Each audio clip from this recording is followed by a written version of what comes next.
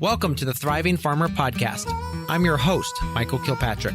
Our mission is to inspire, educate, and celebrate sustainable farming. We believe that you can build a profitable, sustainable farm that gives you true farm freedom. Join us as we talk to farmers, innovators, educators, and entrepreneurs to glean their top takeaways in business and life.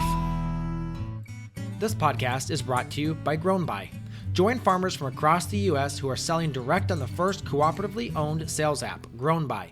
You can easily manage CSAs of any scale, organize your spring plant sales, move that freezer meat, or even sell wholesale on Grown By. Farm shops are free to build with lots of inventory options. You can accept credit cards and offline payments, and their pick lists and pack sheets do the job. Customers will get automated notifications on orders, refunds, and pickups. There is no startup fees, no monthly or yearly subscriptions, no additional charge for tech support. The only cost is a small co-op service charge for online processing. However, as a listener of the Thriving Farmer podcast, you get 50% off your first 3 months of co-op service charges on Grown By. Email their very friendly farmer support team at grow@farmgenerations.coop to get this offer. Check it out at grownby.com or download the app on the Google Play or Apple App Stores. Grown By, the farmer-owned marketplace. Hey, Thriving Farmers, Michael Kilpatrick here with yet another episode of the Thriving Farmer Podcast. And today my guest is Matthew Carr, or Matt, who's the owner and production manager of Linden Lane Farms, a diversified organic market garden and nursery that focuses on production, research, and education. Along with managing the farm's day-to-day operations, Matthew is the lead agrologist for Cultivate Horticulture, which provides innovative tools, technology, and equipment, as well as horticulture agronomy consultation for both hobbyists and commercial producers. He has a passion for farming and innovation and is on a mission to inspire the next generation of growers faced with future challenges of food production. Welcome to the podcast. Thank you, Michael. Happy to be here. Yeah, and you and I connected, I don't know how many years ago it was when you joined our small farm university. Yeah, I think we actually chatted back before as well when like the Market Garden Success Group was like first finally kind of growing on Facebook too. So it's been almost 10 years, I think, that we've been in touch. Yeah. And at the first, you were finishing up, well, I think you hadn't gone to university yet, and then you were at university, and then you graduated.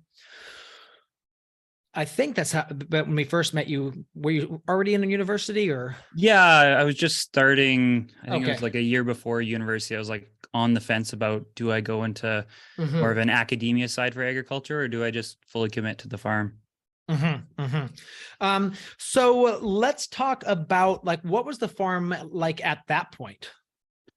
Well, at that point, like I started the farm in summer of grade 11. I was just I was interested in plant propagation, and I was growing. I had a backyard nursery, and our family farm was kind of going through some difficult times with some meat regulation changes in our province. And so the farm was just kind of sitting there empty, and my dad was tired of people driving down our kind of private household driveway thinking that we were some big garden center.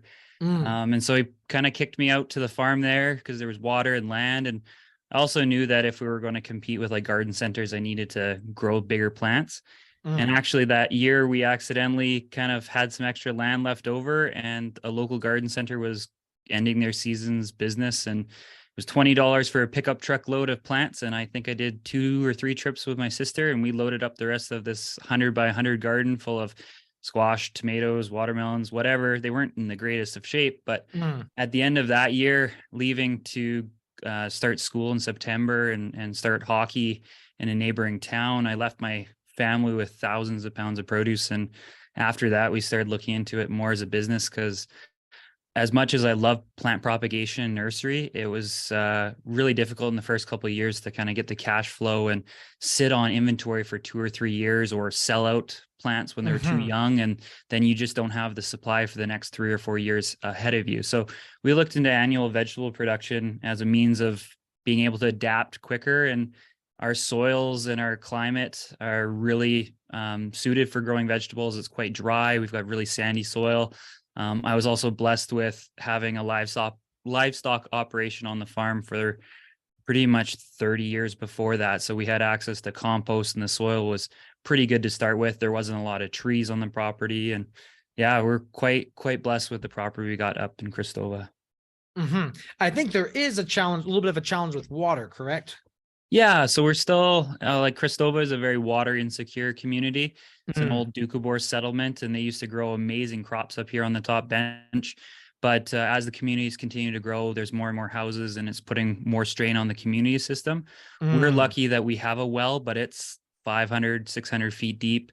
And when you've got livestock on the farm and it's 40 degrees in the summer, you can just watch the sprinklers drop down as soon as all the cattle come in for a quick drink. And that's our biggest hurdle right now. And mm. we've actually expanded operations to allow us to lease farms so that we can increase and save up some capital so we can improve an irrigation project on the farm. Um, so let's talk about originally what got you interested in farming? It was plant propagation. It was like a grade 8 science project. We got cuttings very similar to like willows. I can't remember the specific crop at the time, but we were just looking at how the cells de-differentiated and started growing roots off of stems. And I Hmm. really got interested in the plant physiology side of things. And that's kind of what led into the propagation business. And then the propagation business kind of led into vegetables. And I still try our best to produce as much as we can for like our edible nursery.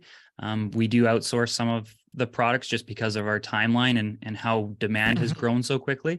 But that was my big passion, was how humans can influence plants in different ways. And so that's why I really like horticultural agronomy, is like we influence the climate, the water, the soil, the nutrition, all of those different aspects, and how we can produce plants and food. And yeah, looking at it on like a microscopic cellular level, I love seeing how the cells can rearrange themselves and the hormonal aspects. And I can really get into kind of that nerdy side as well. Yeah. So you got started in that, you started the nursery, started moving into the more the vegetables. And when did you start going to farmers markets? I went to farmers markets in, I think, our second year. We were doing some like garden plant sales in the spring. Like there was like garden festivals locally.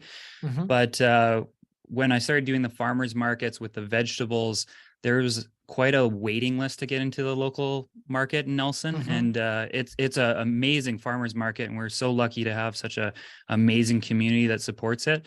But being a high schooler starting to grow vegetables, I had to really prove myself. And so that first year, while I wasn't allowed to be a full-time vendor, I was only like a drop-in.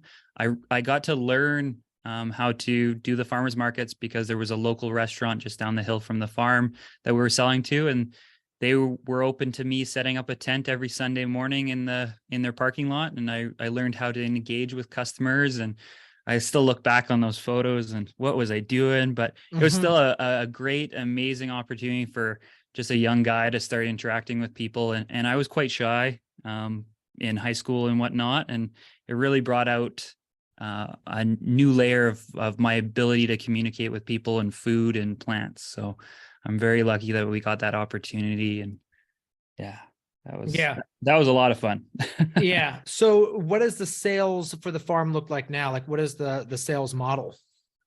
So we're structured still mainly around farmers markets. We do 3 Hmm. farmers markets a week, 2 in Nelson and 1 in Calscar. Those are about 30 minutes drive from our main farm. So we're quite lucky that we're right kind of between both of them, which has also put in other challenges about doing 2 farmers markets on a Saturday and half an hour between each kind of thing, and learning the logistics of that.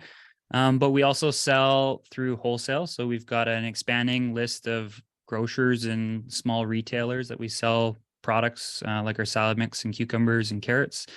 And then we've also expanded to have a farm stand. So we've experimented now, and we're doing the self checkout farm stand, and we're really impressed. We just opened that in December of this year, which is Mm. not typical timing, but due to some building stuff, we weren't able to get it open during the peak season. So it's been really exciting to see how that's grown over the winter, where traditionally not a lot of produce is available in our area locally. So those are our 3 main. I would say Hmm. also on top of that, in the spring, we do like the whole month of May is our big plant sale. That's where we do everything edible. We're the largest edible nursery in our area, from berries, fruit trees, veggie starts, herbs, edible perennials. We also started shipping products all across Canada as well. And then in the fall, our kind of keystone event has been our Pumpkin Fest. And that's an amazing way that the community comes out to the farm and celebrates farming and food in the fall, gets to pick out their own pumpkin, kind of see our livestock, kind of see what rural life's about. Last year, we added a few extra vendors to Pumpkin Fest, and we saw over 5,000 people visit our farm over 4 days, and I'm still blown away by how that's grown over the last 3 years, from just a couple hundred pumpkins to having to buy in extras. And our produce stall is like 4 or 5 tents long, and just bring out macro bins of squash. And it's an amazing event. I just love having the community come to the farm. Very cool. All right, so let's break that down a little bit, because you said a lot there. What is your crop mix? And I want to break it down between the different sales avenues. Sure. So that farmers markets, what's the main products you're selling? I know you are doing your transplants there, but I'm assuming you're doing vegetables as well. Yeah, for the farmers market, I think we've got close to 80 different crops that we produce, and within that, of course, many different cultivars, but we're doing like the standard tomato, cucumber, pepper, eggplant, kind of in the greenhouses. And then we're doing field production where we're doing watermelons, sweet potatoes, sweet corn, beans, broccoli, cabbage, turnips, carrots, you name it, pretty much every vegetable. When I first started out, it was an experiment, and so we grew everything we could. I've done okra. Last year we tried globe artichokes and loofah gourds, I think. And it's just been, it's an experiment. And as the business has grown, we've learned that we need to scale back and not grow the cauliflowers or Brussels sprouts, because they just don't do as well with the pests in our crop plan. And it's just something that the customers aren't really eager for. Whereas we can produce as many cucumbers or as much garlic as we can, and there's just never seemed to be an end to the demand. So, and then that's pretty much the whole gist of the farmers market, is just all of our fresh produce. We do a little bit of cut flower that we do through the farmers market as well. The wholesale list is quite small, and that's because I've really focused on how we can structure like the wholesale quantities and keeping up with consistency. Because when you start dealing with grocery stores, it's a different beast. You don't get the opportunity to have too many crooked cucumbers when you send them to farmers market versus a grocery store. So that list is much smaller. And one of our big keystone crops is our salad mix and the long English cucumbers. We produce a lot of salad mix. We're just so lucky with the little bit of rain that we get, keeps off most of the foliar diseases. And as long as we've got enough water, we can produce lettuce all year. Okay. So now you are doing some shipping, you said nation or Canada wide. What kinds of things are you shipping? So right now we're just doing perennials and bare root crops. Okay. So like strawberries and raspberries, blackberries, Jerusalem artichokes, things of that nature that ship relatively easy. We've tried looking into shipping more of like the potted stock, but our costs in Canada with shipping is just too prohibitive. It's even really difficult for us to be sending products like say sweet potato slips any farther than Saskatchewan or Manitoba, just because of the delay. Like we get a lot of interest from Ontario and Quebec, but it's just to pay for a 2 or 3 day shipping is just not feasible. And then if you're sending sweet potato slips and they're taking over 7 days, most of the time they're rotting. So we've really learned how to limit that, and that's why we stick to more the dormant crops in the spring. And in the fall, when we're finishing out the garlic crop, we send seed garlic across Canada as well. So another one that can ship and doesn't have to worry too much about desiccation. Yes. Yeah. That's the nice thing about garlic, is it can last a while in the mail. And then talk about this farm stand. So you didn't get it open till the winter. Was that because of like government stuff trying to get it open, or just you weren't able to get it opened? Or there was partly with permitting and like getting power to it. There's still a lot of work to go on. There was also issues with just trying to find doors and windows. There's weeks waiting. I think to get the doors was like 12 to 14 weeks just to get a pre-framed door into our region. We were lucky; we just drove 4 and a bit hours away, and were able to Yeah. find one at a local Home Depot that worked. But again, it's one of those things that we start preparing for the Pumpkin Fest in early August, just to prepare for where the straw is going, and how are we going to set up parking, and to try and open the farm stand during that time was just a little bit too much. Yeah. And so Yeah. we had the structure almost done out, but it was interesting. Like I'm still got a little bit of painting to do in the farm stand. I won't lie. We were just finishing mudding up the drywall about a day before we had to open, because we did Christmas trees and hand tied Yeah. wreaths as Mm-hmm. well this year. So we were kind of limited on our timing for that. So December 5th came around, and it was like, we have to be open, and we got it done. So it's still got a lot of work to go, but I'm really excited about that. Absolutely. So what's your goals with that? Are you hopefully going to see that do more and more of your income? How far are you from I think you said you were like 30 minutes from your markets. Yeah, it's about 30 minutes or 35 kilometers.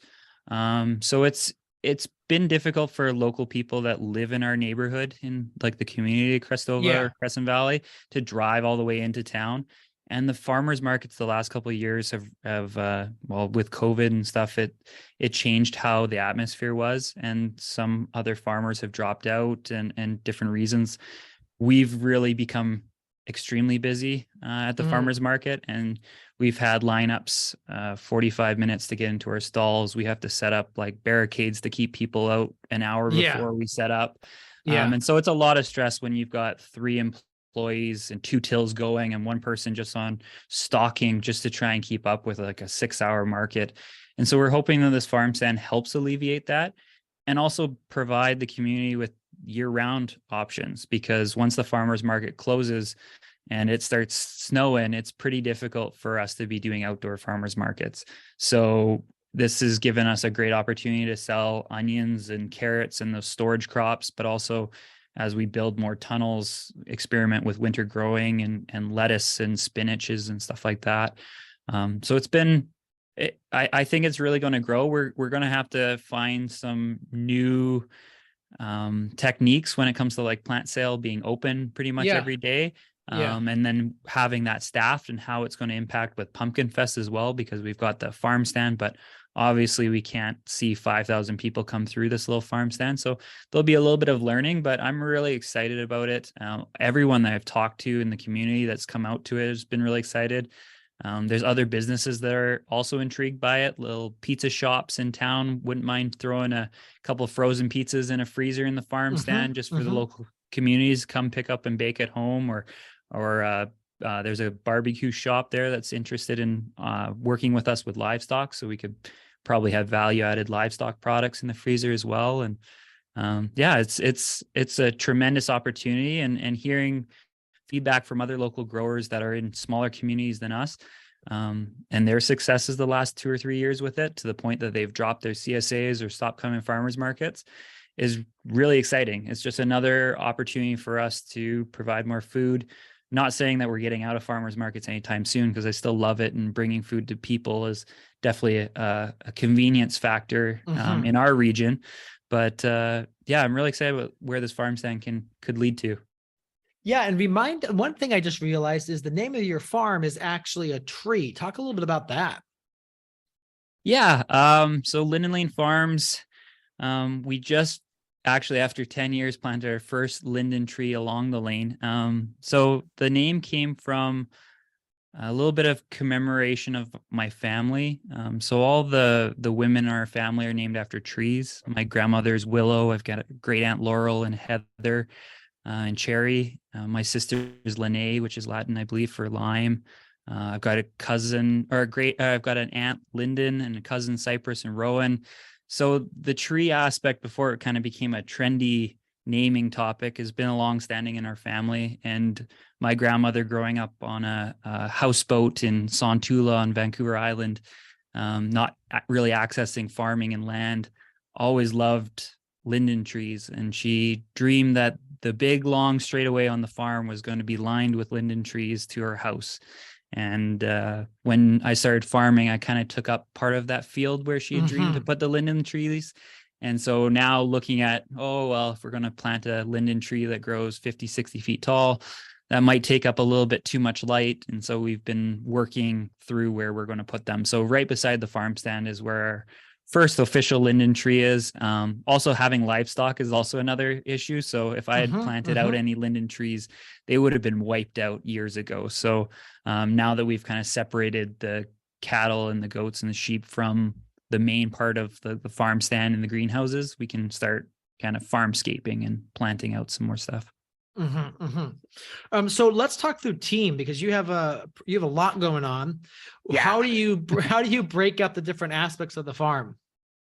So right now, Linden Lane Farms, like I'm the production manager. So I myself am in charge of like the business and planning and sales side. So I'm the one that contacts the grocery stores, work on the planning, and all the businessy growth stuff that I didn't want to do when I started farming. I love the farm aspect, but as the farms continue to grow, I'm more and more in the office. In addition to that, we had to hire a farm administrator. Okay. So the farm administrator is in charge of like keeping up with our bookkeeping, our organic record keeping, those kind of more paperwork tasks. She also helps out with the website ordering and keeping up with payroll, which gives me a lot more time in the summer. We've also got a field manager, and Thomas has been with us for a couple of years. He's in charge of the field crops and kind of scheduling out his situation with farm hands and transplanting and crop care, making sure he's up to date with his direct seeding. And then we've got a greenhouse manager. And so they're responsible for the greenhouse and high tunnel crops and the seeding and propagation on the farm. So that includes like our plant sale, but also for the transplants that are going out to the field. And then they kind of manage our greenhouse workers. And we've also got a harvest supervisor position. They are in charge of like order fulfillment. So an order comes in from a grocery store, I communicate to the harvest supervisor, and then they go ahead and kind of get it ready for whichever truck or whichever cooler is supposed to go do it. And they also work with the managers on farm hands and greenhouse workers who are harvesting those type of products. And so we work as a pretty good leadership team between the harvest supervisor and the two other managers to how are we going to move our pool of labor throughout the farm, depending on the season, depending on what we're doing. We've also got market lead. And so that position is responsible for like attending the farmers markets with myself. They also run their own farmers market on the Saturday when I'm in Nelson, they're in Castlegar, as well as like keeping up with the supplies and making sure we got pints and the tablecloths are in the truck and things like that. And then farm hands, we do 4 to 8 seasonal full-time farm hands. We're not part of the temporary foreign worker program yet. So we hire local, which has been fun, and we get a lot of young aspiring farmers that want to work on our farm, but it's definitely difficult with land prices and renting being a difficult thing in our area to secure long-term farm hands. So we kind of get a rotation through. But they're responsible for like the day-to-day tasks, like following, transplanting and weeding and harvest and crop care. And then this year we've specialized 2 farm hands just into greenhouse workers. So they're going to be more dedicated to keeping up with pruning and potting up and those type of things, those type of tasks. So that's pretty much the breakdown of our team. I've got quite a structure of how we communicate with each other because, like you said, there's a lot going on at any one time. Yeah. That's just the one business, right? So Yeah. And then you've got a bunch of other businesses on top of that. Yes. So then, all right. So you got the business manager. Let's talk through. So you're doing most of the sales then too. Yeah. Like it's been one of the hardest things that I've found to delegate because I really enjoy creating the relationships and maintaining those relationships. And so when I'm at farmers market and I'm hearing feedback from our consumers, that's like the most valuable like information I can take into planning and all those type of things. It's just been a really difficult one for me to kind of let go. And I've been trying. My managers are encouraging me to let go of some tasks and help delegate some things. But yeah, the sales part, I really pride myself in the relationships I've built. Let's talk a little bit about the horticulture side, or like the growing. What kind of, like, what systems are you using? What's the different equipment that you use to make everything run? Sure. We've got three different production systems that I like to label on the farm. So we've got our protected culture. So that's our greenhouses and high tunnels. In those, it's mostly hand tools and keeping up with like trellising. And so we're growing, as I mentioned, cucumbers and tomatoes are our two really big greenhouse crops. Yep. For peak season, but also peppers, eggplants. We do early season carrots and experimented this last year with more winter growing with kales and baby greens and green onions and such. And so that's, like I said, in soil, mostly handwork, pretty high density, trying to make up the profit on those high value crops. And then for kind of the field production, we've got two main systems. So we do relatively large scale plasticulture. So being on a really, really sandy soil and having quite a bit of weed pressure from having livestock for years and years and years, we chose to go with plastic mulch, and we built ourselves our own plastic mulch layer off of some YouTube videos. My dad's a pretty handy guy to have around the farm. And we used to do it by hand too, and using drip irrigation underneath there. It allows us to produce so much more food. And like, we have an ethical dilemma on our hands for how much plastic we do use on the farm, but without it, the crop just wouldn't survive in the sand. And it holds in moisture, keeps down the weeds, improves our soil temperatures, keeps the crop clean. I quite like it, but as the farm is scaling up, we're kind of in this hard, awkward spot because plastic culture doesn't work with a lot of like the carrots and radishes and those kind of quicker crops. It's more for the longer term stuff, like we do our corn in it, and watermelons and sweet potatoes and broccolis. The larger stuff that we can kind of use a tractor and utilize, like large harvests. And then our third production method is more of our intensive bed system. And so we're using a BCS with a traditional 30-inch bed top and roughly 18-inch walkway. And we're using that to grow like our arugula, our greens, our turnips, our radish, bunching carrots, beets, those quick season, quick turnover crops.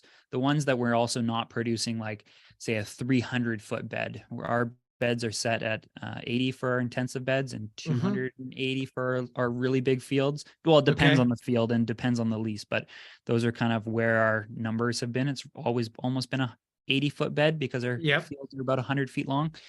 And so that's how we kind of crop schedule as well. So if we can plant out a whole bed of something, it's better than having all these little chunks of beds through these really, really long fields. So absolutely. And we use like traditional broad fork and try our best to use the power harrow and reduce our tillage usage in that intensive system. And so I would say between those three, it's kind of a hybrid mosaic, because it depends on the crop too. Like, as carrot production has had to increase in our area and our production has increased, we've learned a lot about like, how do we cultivate? And so we've got to till more walk behind. We've got a bunch of wheel hoes and things like that, as we're looking into more of a row cropping style in one of our leases to maximize our production. Because like carrots, we don't need a walkway down each row. We're going to grow these carrots out for whatever 100 days. They're going to be our nice fall bulk carrots, and we're just going to Pac-Man harvest it. So we don't need to like access the crop. And so we've been wasting a lot of space and walkways. So that will be a really exciting thing, because I think we can increase our carrot production by 30% without expanding the land use that we're going to be using it. And that's just based off of getting rid of those walkways. Yeah, this year we did our salad mix in the tunnels in our hoop houses, Pac-Man style. And that worked out just fabulously. I didn't realize how easy that would work out and just how productive that would be. We did on fabric in the greenhouse because that runs longer into the winter. But I think we could probably just go back to Pac-Man style on all of that. It really even out in the field. Well, in the big greenhouses, and I would like to think that I could do it on I would like to think that I could do it in the field. I don't see why we couldn't. We've gone to BCS for a lot of that. So I think we could just, BCS and then just plant straight across that and get away just fine with that. Yeah, I mean, I really like that. And again, we're starting to run out of land on our farm too. So we're always trying to figure out, okay, where else can we do land? One of the problems we're facing is we're putting in a lot of perennial fruits like blueberries and raspberries and blackberries. And you got all those paths between them, which don't get they just tend to grow perennial sod. Yep. And unfortunately, perennial sod doesn't make us a lot of money. Yeah, no, we just established our research orchard and kind of a propagation material orchard. And I'm having that same dilemma as like, I want to make sure that my tractor can get through and mow that. But at the same time, it's like, it's such a wasted space on half an acre. It's just all grass. I'm not used to that. Yeah. So what we're thinking of doing is, I don't know exactly what we're doing with those perennial fruits. I think in our general fields, we may just start doing more larger plantings of things, just going straight across, because especially if we're not mechanically cultivating, if we're cultivating with just the different small things, we can just get away with planting straight across the field. Especially if we could eliminate planting the plastic culture. Because I mean, we do a lot of strawberries too. So that's the other problem is, how do we, maximize the field and be able to plant strawberries too? And one of the things we did is we interplanted the strawberries with lettuce. So we'll plant a row of lettuce down the middle of the bed of strawberries, and that seems to work just fine. And we don't seem to have any reduction in yields. But yeah, maximizing, the every square foot of the farm is something that I think so many people haven't quite gotten there yet. Yeah, and like we've been restrained by our water use. Like our intensive bed system is mainly sprinklers, like using the wobbler style sprinkler. But on our sandy soil, that means we could be watering like every other hour pretty much, and it just doesn't sink in as well. And so our intensive bed production has had to be like really specialized and really small in general, because we just can't afford to use that much sprinklers. Whereas like the drip on the big field production is a totally different. And then the same thing in the strawberries, like we do strawberries on the big 300-foot beds as well. And yeah, I've never thought about doing lettuce. That's a very interesting way, especially because the first year you're not getting that huge yield that you want out of the strawberries, and to be able to get another crop off of it would be great. Yeah. Well, we only run our strawberries for 1 year. We do annual bed system, although that is starting to change. We've been talking to some of the bigger strawberry growers, and while the annual bed system is quite productive, they're telling us we could get even a multiple of that yield if we start to go to, multiple year matted row. So I'm not exactly sure how we're going to do it, but we're starting to look at those systems. But yeah, that first year when you have that establishment, there's all that wasted time in the fall. We're almost wondering, can we plant in the pathways for that too? Like typically we put it down to we straw that. But my question is, what could we plant in the fall that we might be able to harvest while the crop is still establishing? So we haven't quite gotten there yet, but it's always on the mind. I always forget that you're lucky to do fall establishment. For us, it's mostly spring establishment. So that's why we don't see that huge yield. And we see that the second year is where the biggest yields are for us in strawberries. But yeah, that's a great idea. Intercropping. Well, so interestingly, you can't do a fall establishment, because I know there are Canadian growers that do it. I think there are. Yeah. Oh yeah. I'm sure there are, but with kind of our organic regulations, and we're not able to buy in strawberries that aren't certified organic. So we have to wait a 12-month traditional, like our transitional phase. So we plant a bare root strawberry. We've got to wait 12 months until it's organic. So we can't even really harvest off that first year. Gotcha. Yeah. So there's that aspect. And then also like most of the strawberry production is either on the West Coast, on like the Fraser Valley, or in Ontario. And they just don't supply relatively smaller scale producers. They're more set up for like the really, really big production. Yeah. Gotcha. Okay, and that's kind of where we're making that gap with our website and our supplies for more of the smaller scale growers. Yeah. So you might be able to get to the point where you're able to buy in quantity, because I bet you could establish your own mother plants and start taking cuttings off of them. But the problem is that's that type of farming, to set up a farm to produce mother plants. or tips is quite the work. It's pretty intensive. Yeah, and there's also the licensing and those type of agreements that got to get in place too. So Yeah. I think Albion, which is our favorite strawberry, is coming up here really close to their patent running out. So hopefully in the next couple of years here, it might be more available. Yeah. Hey, Thriving Farmers listeners. Are you putting a ton of time and money into making your Shopify or Wix work for your farm's needs? These website builders work great when you're selling t-shirts, but for a spring plant sale or CSA share over a season, it's a lot of work and can get pretty expensive. That's why farmers like me decided to come together and build Grown By, a cooperatively owned farm sales platform that fits our business model, reduces our costs, and saves us time. I'm Lindsay Lusher-Shute, co-founder of Grown By and farmer. This year, we used Grown By at my farm to sell CSA shares, cheese and egg shares, turkeys at Thanksgiving, fall lamb, seasonal pies, and quite a bit more. We even accepted donations for our subsidized community shares.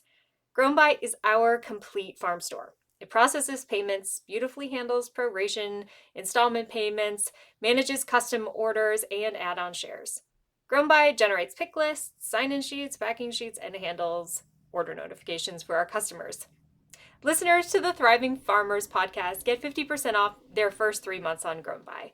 Just email us at GROW, at farmgenerations.coop to get this offer, and Michael will link to us in today's show notes. You can find us at grownby.com or on the Google Play or Apple App Stores under Grown By, GROWNBY.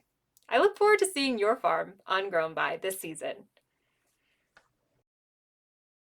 Talk to us through a little bit, because you have another business, you have a new business, you're Cultivate Hort. Talk us through a little bit about that. Yeah, so it's very interesting.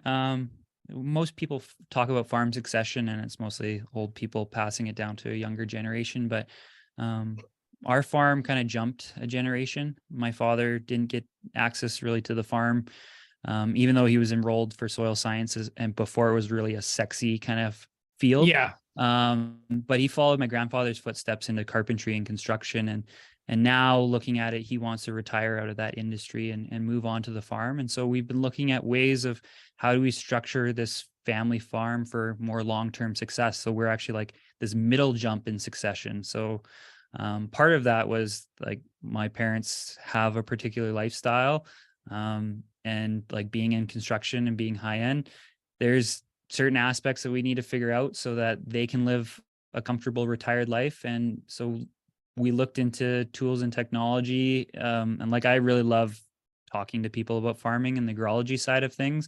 I'm a professional I will soon be a professional agrologist in BC here to allow me to do consulting. But my father has always been a tinkerer. He fixes our BCS tractors. He made that plastic mulch layer. He's figured out math on building things. And so we looked into how do we incorporate that. And so we started looking at caterpillar tunnels. And when we looked at bringing in farmers' friends up into Canada, it just didn't financially make sense to us. And we looked into manufacturing our own, and we designed it to better suit our climate. We had a lot of other people's kits kind of come down in wind and snow events, and we wanted to make something that was going to be longer term on our farm, but also meet some of the needs, because we were growing like tomatoes and cucumbers in these kind of caterpillar tunnel styles. And we'd done it with PVC hoops for many years, and we've finally upgraded into more of a metal structure that sheds the snow really well. It's got really tall sidewalls, so you can really maximize right to the edge of the bed. I don't have to worry about hitting my head because it's like a 8-foot high wire, which is really good for growing cucumbers in the summer there when you don't really need a heated space.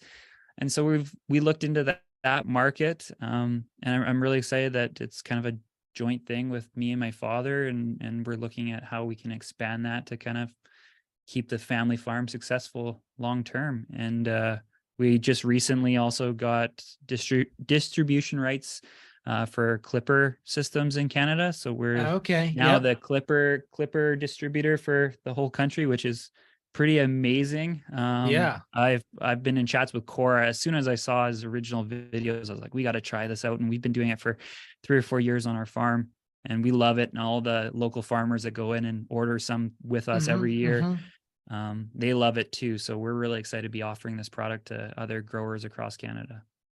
Yeah, that's awesome.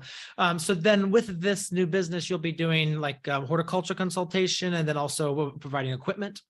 Yeah, so I do some consulting work with like setting up farms for like farm business, and then specific like agronomy kind of questions, like they've got a problem with their strawberries and there's a disease. How can we kind of mitigate those type of situations? And I've done flower work and vegetable work, both commercial and hobby growers. Like I really love talking to people, and so I get called out for public speaking events and doing webinars and stuff across a bunch of different topics. I've got one coming up here shortly about diversified farm business management, which really falls in. A lot of other farmers are kind of curious on how we make this all work. So I really love the educational side, and I fell in love with it when I was in university. My first year studies, one of the professors pulled me aside and said, "Hey, I want you to come guest lecture in my urban agriculture course, because I think other people don't know that they could kind of start a farm just in their backyard, don't need a lot of money, don't need a $500,000 combine. You can just kind of get started doing small microgreens or vegetables." And that's kind of where I got comfortable. So throughout university, I've been doing lectures, and now I'm just kind of expanding on that. And then the tools side, my dad and I'm pretty lucky that my uncles are also engineers that can really think through robotics and computers.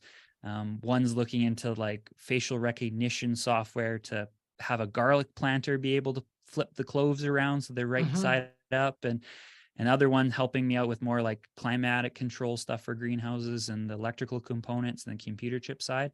And then my dad with his more physical construction knowledge on how to put things together and that side of things. We've built hand planting tools, like we call them planting pistols. They're kind of like a modified California strawberry planter, but for transplant production. And they really help us with our risks over the course of the season. Because if you're we transplant bush beans. So we're planting bush beans at 3-inch on center, 300-foot beds. If you're doing that over and over and over again. And so it was actually kind of designed by a neighbor who came by with a railroad tie and a piece of wood she zap strapped together. And that was kind of the thought of it. And since then we've kind of developed them out, and our crew fights over the different pistols. So we've got like more strawberry planting types, and then we've got ones for different size cells as well. So between like a 200 cell or a 128 when we're planting. So we're just really excited to be offering these other tools to other farmers, and hopefully we can make a business of it so my father can kind of retire and be more full-time on the farm. Yeah, absolutely. That's really cool. And I know we have looked into like those kinds of planting things, and we found that they are way more productive than hand planting. And the biggest thing I think you just said that's important is the strain on yourself, is being able to take that strain off is super important. So with that, then how do you envision splitting your time? Because obviously the farm is busy. Yeah. Well, we're working through that because the farm's always been busy. It's always been growing. I would say the last 3 or 4 years since I got out of university, we've almost doubled production every single year. That's when I really feel like the business started, even though to give my parents and grandparents and every family member and everyone that's helped me out along the way when we were doing this from when I was in university, 1,200 kilometers away. The business really has expanded since I've been able to be full-time for the first time on the farm. And with this company, it's really in its baby growing stages right now. Like we've already got Caterpillar tunnel orders, and we're doing some custom designs for a couple clients. And so we looked at it also as a way to like spread out our labor. And so I can keep my managers around. I can kind of lay them off from the farm and move them into the other company so they can work throughout the winter where we're not doing a lot of vegetables. And so I think long-term, that's going to really work out well with like our hiring for the farm. It's like, hey, you don't have to just get laid off for 3 or 4 months in the winter. You can come join this and manufacture some tunnels. And we've kind of worked it out that as long as we've got the inventory and we've got materials made, there won't actually be a lot of physical work going on during the cropping season, because we can produce a lot of frames in a very short period of time with our benders and our equipment that we've purchased. And so we just need a stockpile, and then essentially when an order comes in, to be able to like, oh, this order needs so many ribs and so many arches and this number of bolts. And I'm a pretty big Excel spreadsheet nerd, so I've already got a chart thing gone out. So if someone sends me an inquiry, it categorizes all of the different items that we need, and it'll be kind of more of a quick plug and play kind of situation. And that's what we're hoping for. Obviously, there's nuances that we will not see coming, but I'm really excited. I'm really looking forward to another challenge, because you typically give the busiest people the most tasks, and they always seem to get it done, is what everyone said about my mother. And I feel to a certain extent that this is happening to me too. But like I said, hopefully in the next couple of years, we can build out this other company to the point that my dad will feel comfortable retiring from construction and join us more full time. So Absolutely. What is your favorite tool on the farm? I'm gonna have to give you 3, and I wrote these down in ahead of time because I knew these were coming. I gotta say, anything with an engine. So that's like our tractor, our BCS, the Tillmore, any of our vehicles. We just would not be successful without it. I think about moving hay bales or augering in greenhouse posts for concrete, or just tillage, or moving supplies. It just, the tractor and the BCS and anything with an engine is really important. For field, I've got affinity to my 6-row seeder. I bought it used from a farmer years and years and years ago, and it was a huge upgrade from our Earthway at that time. It's pretty finicky, but it works really well in our soil.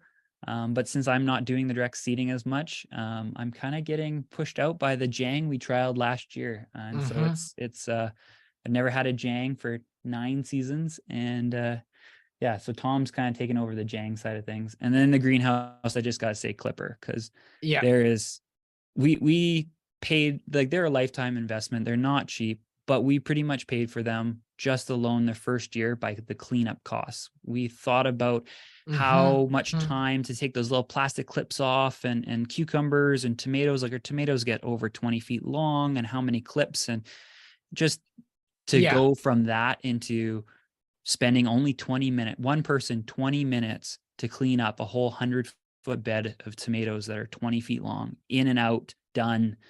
It's phenomenal, which used to take us like 4 people, 4 hours to do something like that, because you sit there and you pick and prod. So I'd say those are my three favorite things. And like, the phone and everything's great, but engines, my 6-row, and my clippers. I would have to, we used to like the 6-row as our favorite, but I think we've gone to the Earthway. Sorry, not the Earthway. No, never go to the Earthway. We've gone to the Jang, and the multi-row Jang is where we're at now. So we have it's a 5-row. We use it as a 3-row. And sometimes we'll do the 4th row in there as well, depending on what we're seeding. But we set it up so it does 3 rows at 9 inches, and we do, our whole system is 5 rows at 9 inches. So up and down a bed is how we run that. So and looking long term with our farm, and how we hope to kind of expand from our current 10 acres in production to be somewhere closer to 20. We're looking at how do we implement putting a Jang or similar seeder onto a tractor, and implementing more cultivation kind of systems around that. So the Jang is a pretty amazing tool. Okay. One other thing, I think you said you got engaged at Christmas, which is awesome. And you're getting a welder in the family. That's always a good thing. Emily and I got engaged at Christmas. Things didn't go quite as planned with the whole proposal and whatnot. We ended up getting sick over Christmas and things like that, but it happened. We've been together for quite a few years. I'm really excited. Last year, she started her own little cut flower trial on the farm, and while we put in a lot of late nights this last year, because she would work full-time welding and then come harvest in the evenings or make bouquets the night before market. It was still a pretty amazing time that we got to spend together, and hopefully in the future here she can find her spot onto the farm. And Yeah, everyone keeps saying it's great to have a welder in the family, and I've got a list of things for her to fix. I just got to get her a welder on the farm. And Yes. yeah. Yeah. Very cool.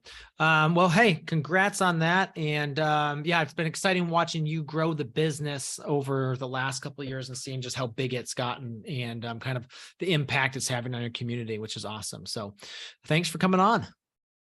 Thank you, Michael. Always glad to chat about some plants with you. Absolutely. This podcast is brought to you by Grown By. Join farmers from across the U.S. who are selling direct on the first cooperatively owned sales app, Grown By. You can easily manage CSAs of any scale, organize your spring plant sales, move that freezer meat, or even sell wholesale on Grown By. Farm shops are free to build with lots of inventory options. You can accept credit cards and offline payments, and their pick lists and pack sheets do the job. Customers will get automated notifications on orders, refunds, and pickups. There is no startup fees, no monthly or yearly subscriptions, no additional charge for tech support. The only cost is a small co-op service charge for online processing. However, as a listener of the Thriving Farmer podcast, you get 50% off your first 3 months of co-op service charges on Grown By. Email their very friendly farmer support team at grow@farmgenerations.coop to get this offer. Check it out at grownby.com or download the app on the Google Play or Apple App Stores. Grown By, the farmer-owned marketplace. So there you have it, another episode in the books. So I'd love if you would hop on over to iTunes and leave us a rating and a review. Those mean everything to us. We love to hear what you're thinking. If you have a podcast guest that you can recommend, please pop on over to the Thriving Farmer podcast website and leave us a review. That's thrivingfarmerpodcast.com.